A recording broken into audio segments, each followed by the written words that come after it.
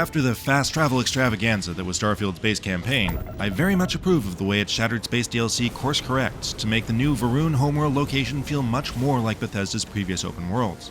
This planet is host to a substantial chunk of new quest content, revolving around a long-winded but not uninteresting story about a futuristic theocracy that dangerously mingles science and religion despite their obvious conflict. A very unfortunate choice. That said, this first expansion is not terribly ambitious. It doesn't introduce any significant new features that refresh anything you'll do once you hop in your ship and leave this planet in a way similar to, say, the Dragonborn expansion did for Skyrim.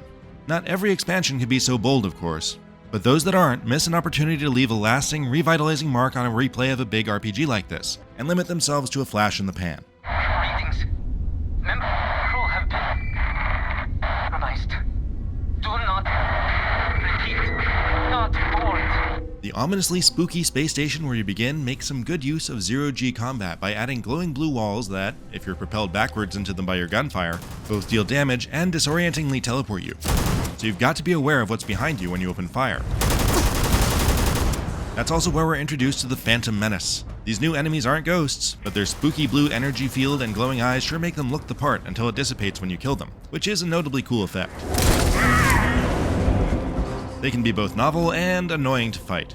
Not only are they often high level and thus pretty bullet spongy, they can teleport at will to both reposition when you've drawn a bead on them, and also to land right behind you with a big honkin' knife. The sound effect can be your only warning before your health bar takes a big hit.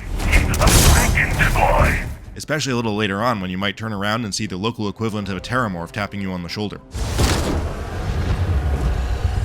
The floaty part doesn't overstay its welcome, and when you get your boots back on the ground, it's not long before you're whisked to the Varun homeworld. Jump in 3, 2, 1.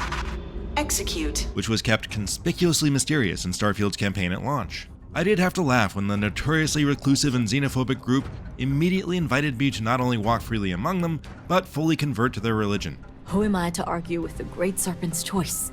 That's very much a Bethesda thing where everybody lets you sign up and no faction affiliations are mutually exclusive. But after playing the campaign, it was a little silly to find them so welcoming, even given the extraordinary circumstances presented. I believe this outsider was guided here by the Great Serpent himself.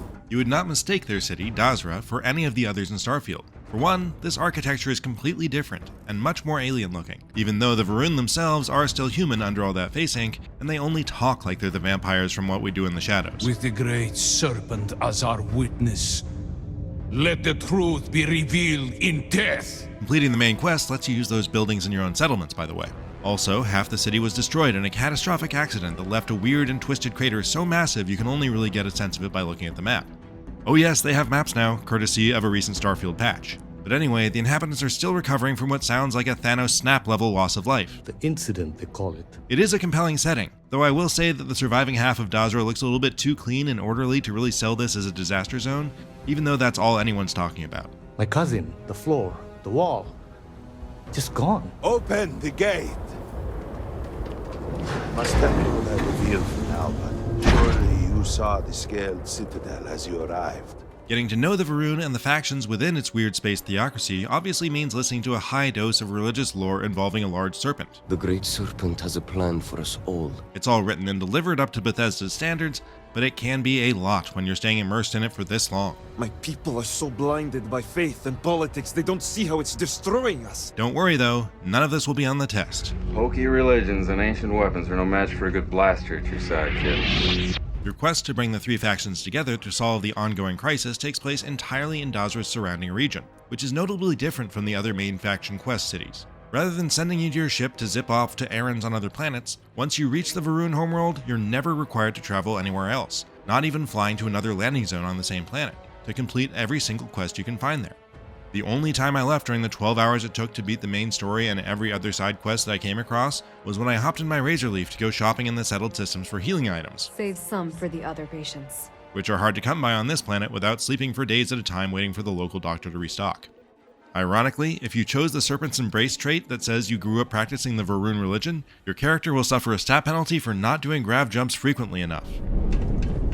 Instead, you either drive the rover car, which was also recently patched into the main game, to each location around the Dazra region, or just hoof it the old-fashioned way, which I found refreshing. Most of the main Starfield quests felt detached and disjointed because of all the planet hopping and fast traveling to new locations, but here we get a more traditional Bethesda sense of place and continuity.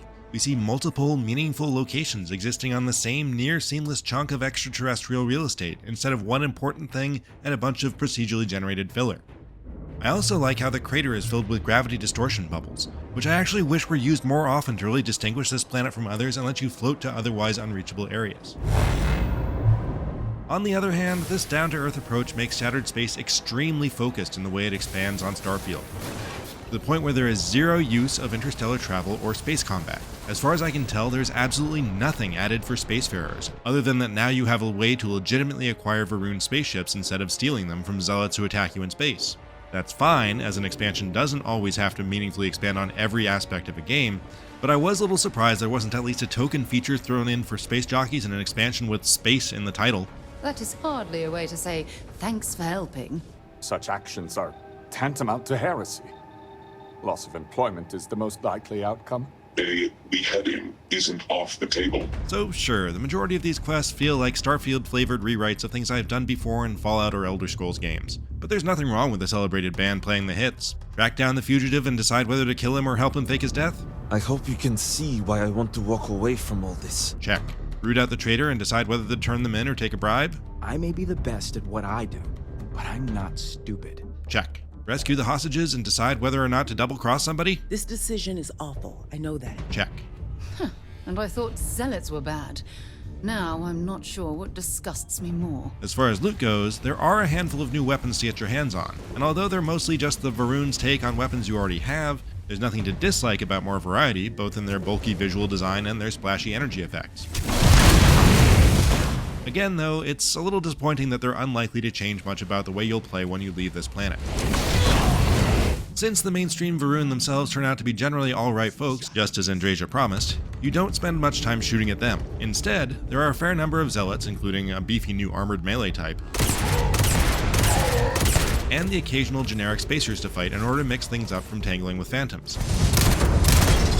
I usually play Starfield on hard difficulty because normal is a cakewalk, and nearly everything is very manageable in Shattered Space at that level.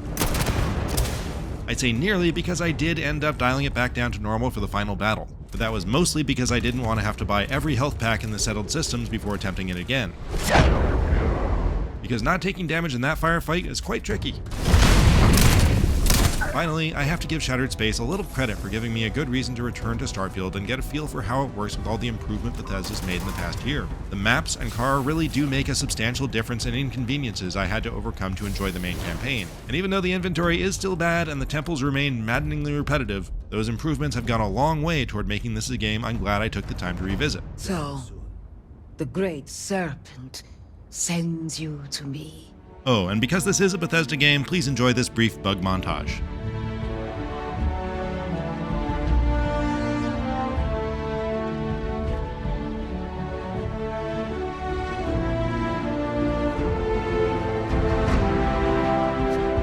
There is no turning back.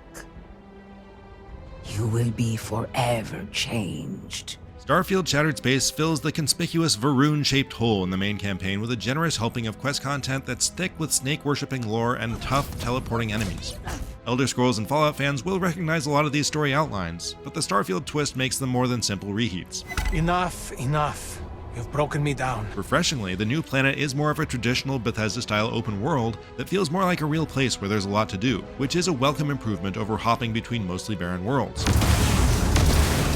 However, there's not too much to take with you once you leave, since outside of new quests and a handful of new weapons and building options, there really are no new gameplay systems or even significant tweaks to old ones you'll want to try out after a new run through the Unity. It's more Starfield for those who want it, but Shattered Space doesn't shatter a lot of conventions. For more, check out our reviews of Silent Hill 2 and Satisfactory, and for everything else, stick with IGN.